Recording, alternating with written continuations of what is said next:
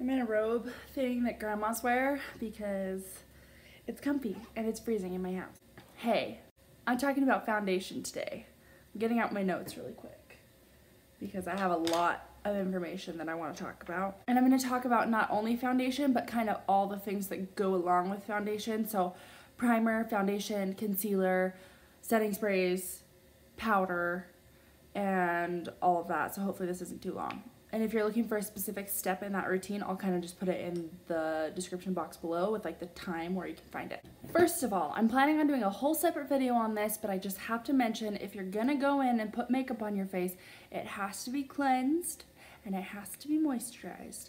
If you're trying to go in on a face that has oil buildup on it or a bunch of dry patches or things like that, then your foundation's just not gonna look as good. So make sure that you have properly cleansed your face and moisturized and done all those things so that you have clean skin and a good smooth base to start off your makeup. My one other video that I have is all about skin types, and that's super important to know when you're doing your makeup because there's different primers, foundations, all things that work well with different skin types. So watch that video if you have any questions about figuring out what your skin type is so that you can be prepared to do your makeup and get the right products for your specific needs. So the first thing that you want to do when applying makeup is put on a primer. Primers can do a lot of different things. There's primers that are made to help keep your makeup on longer. There's primers that are made to help give you some shine. There's primers that are made to keep the shine off of your face all day long. There's all sorts of different types of primers. And a lot of times the names of the primers will kind of give you an idea of what they're going to do for you. Also, ingredients can give you a good tip on what you're going to get from your primer. Overall, there's two kinds. There's water-based primers and silicone-based primers. Water-based primers are going to be a little bit more moisturizing, and then silicone-based primers are going to fill in your pores and smooth everything out. And one of the most popular silicone-based primers, or like ingredients in a silicone-based primer, is dimethicone. Dimethicone in a primer or in makeup is going to be super good at giving you a nice velvety smooth finish. For the most part, I love silicone-based primers. I feel like I do have like some larger pores and texture and things like that, so they work super well for me. So my skin's clean, I put on moisturizer and SPF, and I'm just gonna get to applying a primer right now. And I like to apply primers with my fingertips. I feel like it works the best to get the product kind of warmed up so it melts right into your skin. You can use a brush, but I think it's kind of pointless as long as your hands are clean. So make sure you washed your hands so you're not putting dirty fingers on your face. And you only need the tiniest amount. So get about a pea-sized amount. So I'm just gonna pump a little out.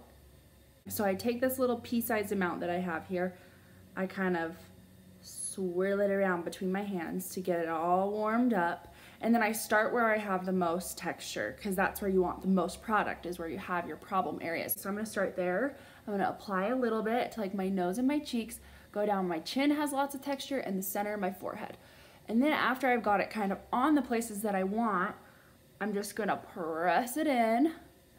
The pressing motion is really going to get it into your skin. And then I kind of pat, pat, pat, pat. And then make sure I've covered all the areas. So in these little creases in my nose.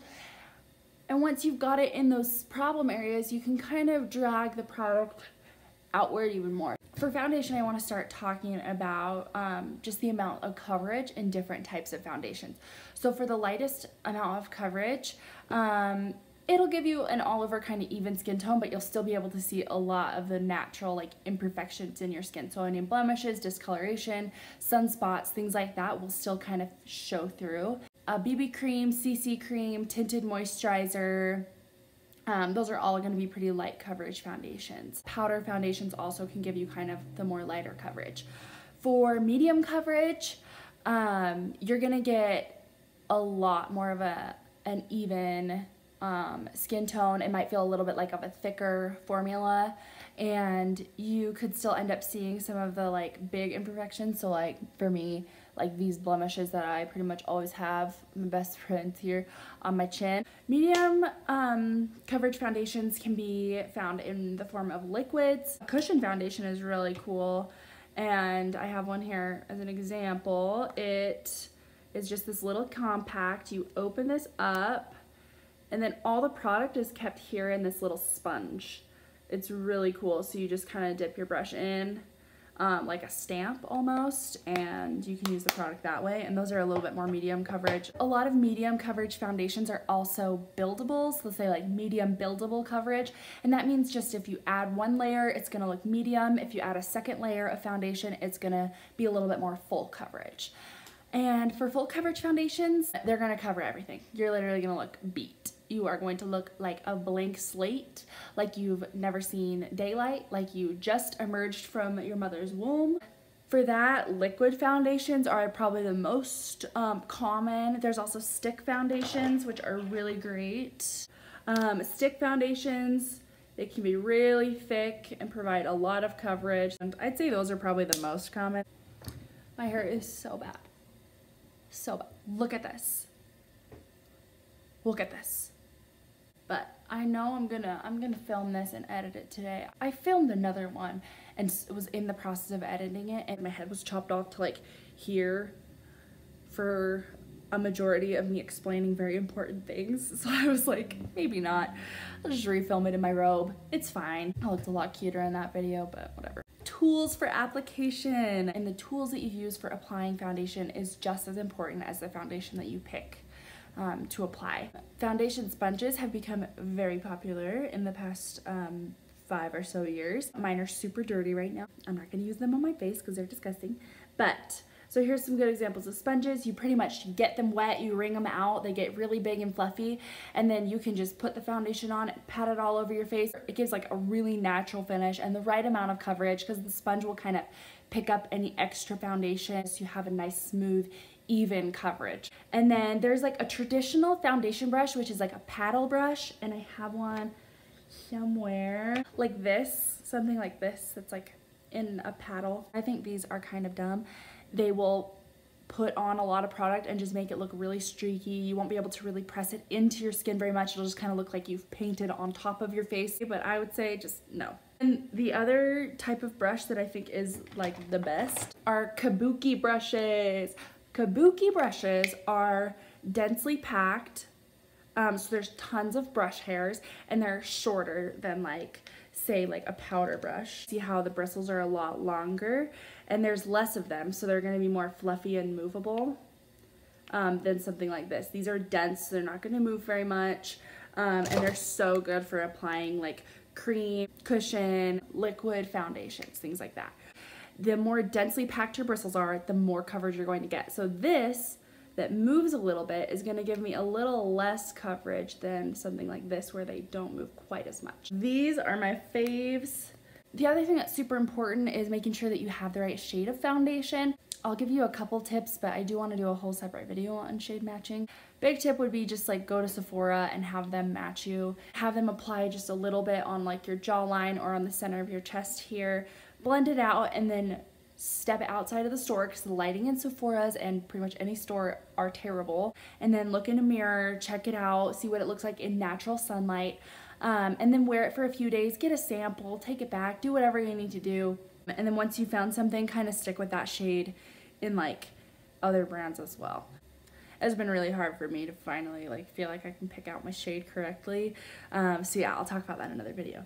Okay, my skin's super fair, so I'm in a super fair foundation. This one's a little bit more full coverage. It's medium buildable, I would say, because you can still see some of my blemishes after I apply it. It gives a nice natural finish. It's not super like shiny, but it's not super matte either, like sucks the life out of my face. I still look like I have normal human skin. And what I do is I just pump it onto my finger. So I did one pump. I'm gonna look in my mirror. And then I'll just kind of dot it on with my hands. You can also just apply it onto your brush and use the brush, but I feel like I like getting it evenly onto my face with my fingers and then using the brush to blend it out. So I'll do like a dot here and then one here and here. And I have any left over my lip. And then I'll get one more pump, boop, and do half of it on my cheek and about half of it on my forehead. Any left over, I'll go to these areas where I have a ton of issues. This area right here. And then I'll take my kabuki. The other thing you need to know about applying foundation is you don't want to just swipe A lot of people just want to like swipe, but that's going to leave you with a lot of streaks, and it's not going to get this amount of product blended evenly throughout. What I would normally do is kind of stipple. So stippling is like patting. I would like stipple it around and then buff in circular motions, and this can be done very softly. Let your brush do the work. So, oh, there's a hair in it. Yeah, nice. So I dot it all around, stipple, stipple. Stipple, stipple, stipple, stipple. And then I buff. And I'm being very gentle. I'm letting the brush hairs do the work. I'm not pressing into my face with all of my might. And make sure you blend from different angles. So don't just look at your face straight on in the mirror. Make sure you're turning your head all different directions so you can make sure that you don't have any lines down your jaw or things like that. Really take your time. I would say like with all of your makeup, blending is like the most important thing you will ever do with your eyeshadow, with your foundation, your powders, your concealers, your blushes, like every little thing that you do, blending is going to be like the most important.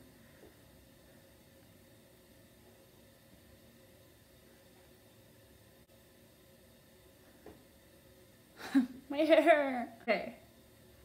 I've got that pretty much buffed around. Yeah, there's foundation application. It's on. It looks natural. You can still see a little bit of my blemishes, which for me isn't the worst thing in the whole wide world. That's my biggest tips, I guess, is just use the right tools, use the right motions, get the right amount of product, and you should be good. Next, to add to this, like for me, if you're gonna put on anything more than a light coverage, if you're putting on a medium buildable full coverage foundation, you need to add concealer. Concealer is just gonna add more dimension back to the face. We naturally, because of the way that the sun hits us, we have shadows and we have lighter spots on our face. And once you put foundation on, it kind of evens everything out, and that's when things start to look really unnatural, when you're just one shade looking really flat.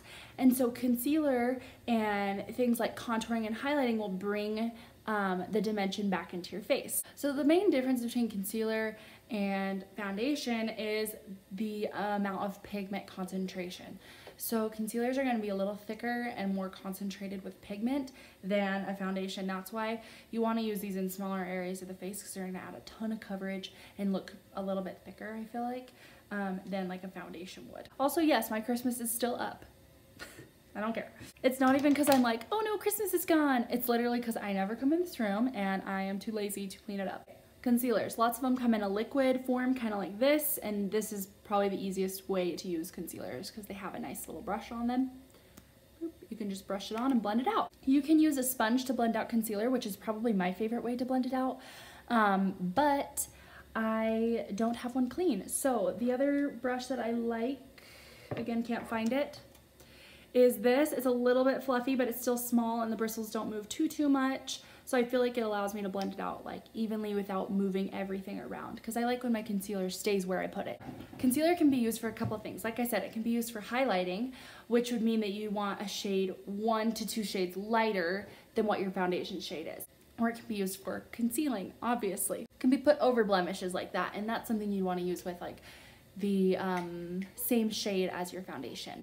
So I'm gonna use this to kind of brighten up and the areas that I need a little bit more coverage in. So obviously under my eyes, there's like some discoloration. So I'm gonna use concealer to cover those up because they're gonna do a better job of just getting the job done. And it's gonna be a lighter shade to brighten up those eyes. That's one thing that can make you look really tired really fast, is if you have dark, sunken in eyes.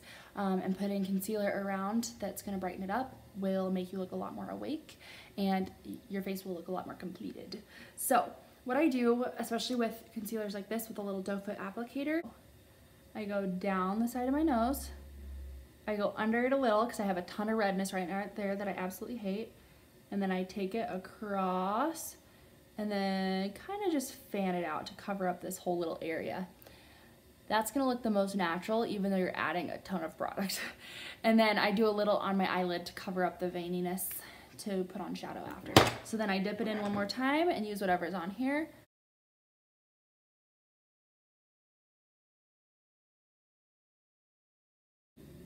And then the other areas of the face that I like to highlight are the center of my face, basically, this whole section here. So I'll take this and fan it out just a little, keeping it kind of low. This is just basically brightening up those center areas and giving me a little more dimension back into my face. So I'm taking my little brush now, and I usually like to just let the eye area sit and kind of fuse into my skin. I don't know if that's a real thing, but I feel like it helps, so I do that part last. I take this brush, and I'm very, very light with this, and I blend out starting with the edges of the concealer. So I blend out the edges here.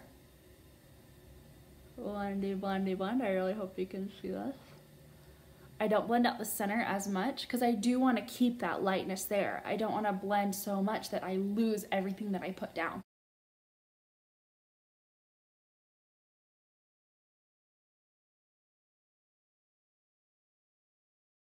So I'm going to blend out again here, starting with like the edges, and work my way up into the creases of my eyes.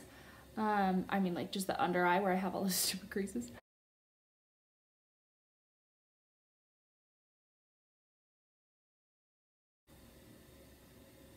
I'm being really, really gentle with this brush.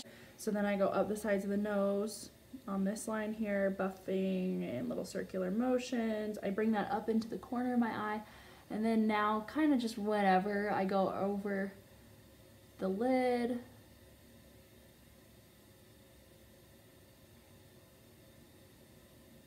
And then I bring it up in here. Be really gentle.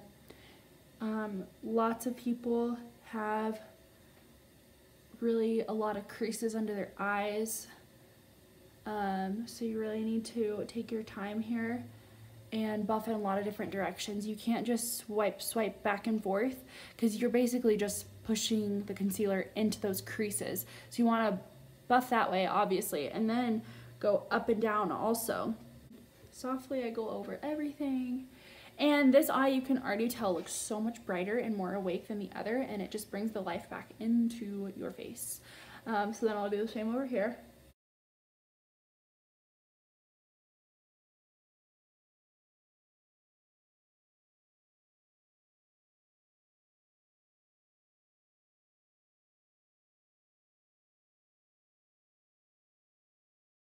So we are blended out. After you conceal, you really do need to set your concealer with powder. If you set with a powder, that's going to hold that in place. It's not going to let the concealer move around or get into any of those creases. There's a couple different kinds of setting powders. There's translucent powders that come and they're like white. I don't have any right now, but those are really great for just setting your concealer and not adding any extra coverage. Then there's some that have a little bit of color in them. Like this one is a little bit yellowy. And then there's also pressed powders.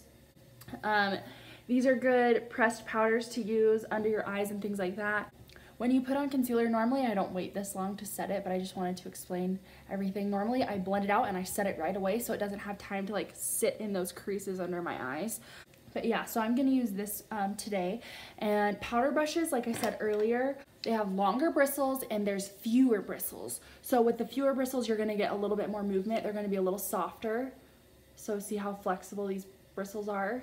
Since there's less bristles here, they'll pick up less product and apply less product to your face. So it'll be a little bit of a smoother and lighter application of powder. I'm just gonna use this big fat guy really quick to apply some powder. I like to just powder my concealer areas, but you can powder your whole face. You can powder whatever you want. If you feel like you have a problem with getting super shiny or super creasy by the end of the day, then powdering your whole face is probably a smart idea. I'm gonna blend out those creases because since I let the concealer sit, it's already settled into the creases under my eyes. So I'm gonna blend that out because however you set your concealer is how it's going to stay. So if I set it while it's in these creases, it's going to look like that all freaking day long. So I do one eye at a time, and then I take my big giant brush and I pat it in. Hopefully you can see. Pat it in there, and then super gently I just swipe it across. And I'm looking up so that those creases under my eyes kind of go away a little so they flatten out. So then same thing on this side, I'll just blend this out. And then I set. I'll go ahead and set the rest of the areas on my face. And I'm a little bit messy with this, but I'm still being really soft with my brush. Ta-da! I have one more thing I want to talk about, but I'm just going to finish the rest of my face super quickly. Alright, so I'm all finished with my face, and I wanted to just finish off with one last thing, because I feel like you can get the perfect base with primer, foundation, concealer, powder, all of that, but if you don't use a setting spray, you're just hurting yourself and everyone around you. Just kidding. Sometimes you get lots of powder on, lots of everything, and it just starts to look really cakey, and I feel like setting sprays just kind of fuse it all together and make it look like real skin. They also hold everything in place so well throughout the day. As soon as I spray it on, I can feel a difference. I usually just spray myself like 20 times. I know that's a lot. You can really get away with like 3. I just kind of go crazy and shower in it. So I'm just gonna do that real quick. And then I usually just kind of like fan it off. And we're finished. Hopefully that was really helpful and not super long. If you have any other questions or recommendations or things that I could have said that I forgot, just let me know and I'll be sure to include that. And if there were things that you liked that stood out to you, let me know that as well so that I can continue doing that and make these videos really helpful. I have a couple ideas in mind still. It's just been a really slow process of finding time to like actually film them and make them look good and then edit them well. And for anyone watching, thank you so much. It really does mean like so much to me to know that these are helpful for people, and they're super fun for me to do actually. And I'm still pretty nervous now, but it is like fun to kind of test my knowledge and like be able to share the things that I'm really passionate about. So, thanks for watching. Bye.